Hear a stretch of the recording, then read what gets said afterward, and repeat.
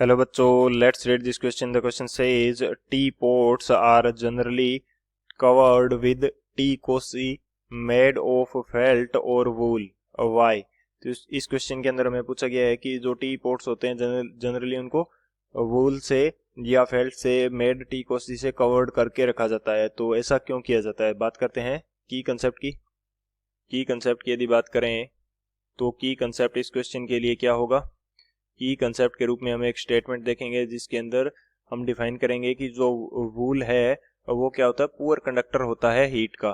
Wool and जो form है वो क्या होते हैं, पुअर कंडक्टर होते हैं हीट के, जिसकी वजह से ये हीट एक्सचेंज को रोकेंगे बिटवीन टी एंड इन्वायरमेंट, जिसकी वजह से जो टी है लॉन्ग टाइम तक गर्म बनी रहेगी। तो हम बात करते हैं की कंसेप्ट की।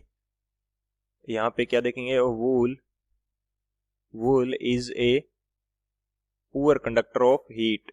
वूल is a poor conductor of heat. Wool क्या है? हीट का पुअर कंडक्टर है, poor conductor of heat.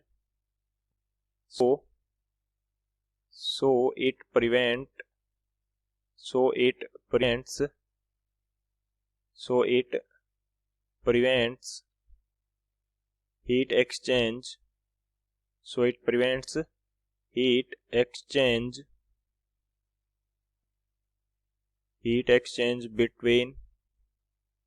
between tea and environment. Tea and surroundings बोल सकते हैं, टी एंड सराउंडिंग्स।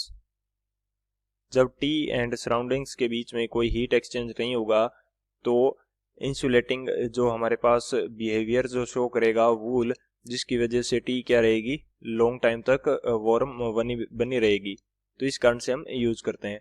तो इसकी कंसेप्ट की हेल्प से इस क्वेश्चन को सोल्व करते हैं। बात की जाए यदि सॉल्यूशन की यदि बात करें तो सॉल्यूशन इस क्वेश्चन के लिए हमारे पास क्या हो जाएगा, जो वूल है वो हीट एक्सचेंज को रोक देगा। Wool prevents heat exchange, wool prevents heat exchange between tea and environment. Tea and environment के बीच में हमारे पास कोई हीट एक्सचेंज नहीं होगा।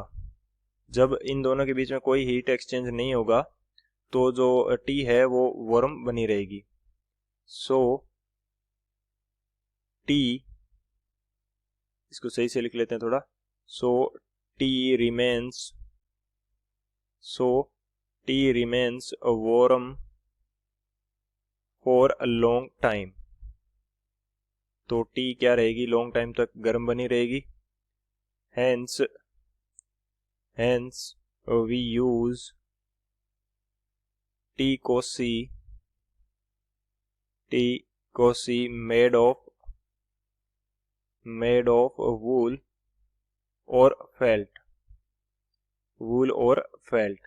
तो ये पीछे इसके रीजन रहता है कि हम टी पोट्स को जनरली कवर क्यों करके रखते हैं।